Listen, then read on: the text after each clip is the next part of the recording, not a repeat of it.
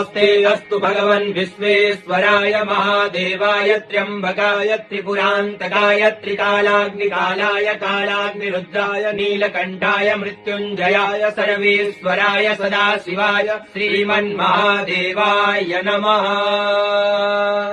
ॐ नमस्ते अस्तु भगवन् विश्वेश्वराय महादेवाय त्र्यम्बकाय त्रिपुरान्तकाय त्रिकालाग्निकालाय कालाग्निरुद्राय नीलकण्ठाय मृत्युञ्जयाय सर्वेश्वराय सदाशिवाय श्रीमन्महादेवाय नमः। ॐ नमस्ते अस्तु भगवन् विश्वेश्वराय महादेवाय त्र्यम्बकाय त्रिपुरान्तकाय त्रिकालाग्निकालाय कालाग्निरुद्राय नीलकण्ठाय मृत्युञ्जयाय सर्वेश्वराय सदाशिवाय श्रीमन्महादेवाय नमः।